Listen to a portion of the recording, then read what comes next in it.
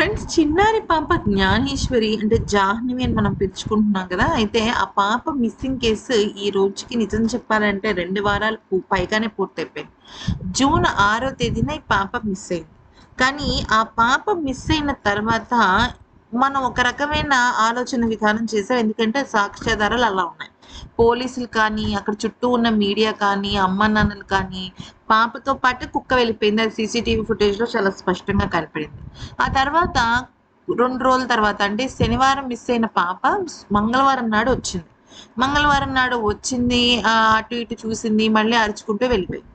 కానీ మ్యాటర్ ఏంటి అంటే, ఇక్కడ ఈ సీసీటీవీ ఫుటేజ్ మీరు చూసినట్టయితే చాలా క్లియర్‌గా పాప విషయంలో ఏదో జరిగింది అనేది క్లారిటీగా అర్థమవుతుందండి. ఎవరో కిడ్నాప్ చేశారనేది నా అభిప్రాయం. ఎందుకంటే నా అభిప్రాయం కాదు, ఇప్పుడు పోలీసులు కూడా ఇదే కోణంలో ఆలోచిస్తున్నారు. ఇక్కడ మీరు చూసినట్టయితే కుక్క దాదాపుగా 12 గంటల 42 నిమిషాలకి తుని హైవే మీద ఉన్న గణపతి టెంపుల్ దగ్గర అది కనపడింది. అక్కడ సీసీటీవీ ఫుటేజ్‌లో కనపడింది. అంటే అదొక గ్రామం అనమాట. అంటే హైవే ఎక్కేసింది. గ్రామం గుండగా హైవే ఎక్కింది. అయితే అక్కడ పాప లేదు. కానీ పాప కోసం వెతుకుతున్నట్టు ఒక రకమైన వెతుకులాట చేస్తోందన్న విషయం మనకక్కడ అర్థమైంది. అయితే ఈ కుక్కే ఇప్పుడు మనకు ఆధారం. ఎందుకనంటే మీరు గమనిస్తే 11:49, 11:50 ఆ ప్రాంతంలో తప్పిపోయిన పాప 12:30 గంటలకి అక్కడ ఉన్న స్థానికుడైన పాపారావు అనే వ్యక్తికి కనిపించింది.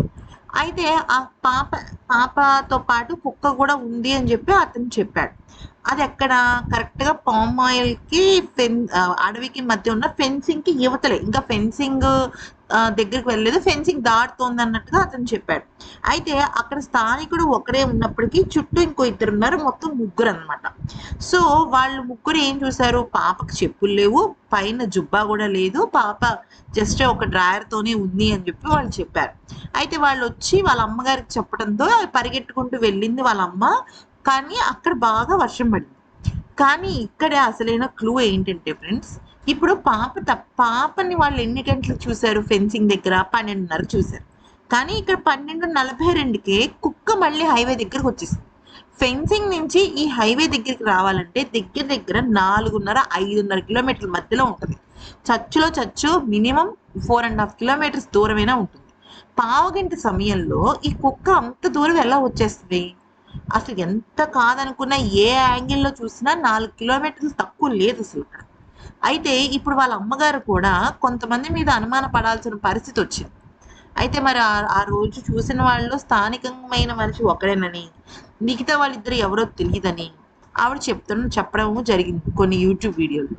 కానీ మొత్తం మీద చూసినట్టయితే అసలు ఆ కుక్కకు సంబంధించిన సీసీటీవీ ఫుటేజ్ టైము, ఇక్కడ ప్రత్యక్ష సాక్షి చెప్పిన పాప ఫెన్సింగ్ కదా, పాప తప్పిపోయినప్పుడు టైమింగు ఏది కూడా సింక్ అవ్వట్లేదు.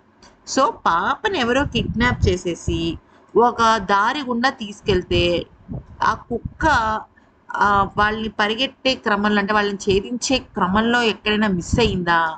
లేదంటే పాప అసలు ఎక్కడుంది? పాప కోసమే అది అక్కడికెళ్ళిందా? అసలు పాప ఎక్కడ కనిపించట్లేదు ఫ్రెండ్స్. జస్ట్ ఒక చిన్న క్లూ కూడా కనపడట్లేదు. సాధారణంగా ఏదో ఒక క్లూ దొరుకుతుంది. కానీ కనపడటం లేదు. ఏం జరుగుతుందో పాప తొందరగా దొరకాలని మాత్రం మనందరం ఆశిద్దాము. పాప ఎవరైనా కిడ్నాప్ చేసినా కూడా వాళ్ళు దయచేసి అప్పజెప్పండి. వాళ్ళకి ఆ ₹1,00,000 వాళ్ళకే అందేటట్టయినా అట్లీస్ట్ చేయాలి.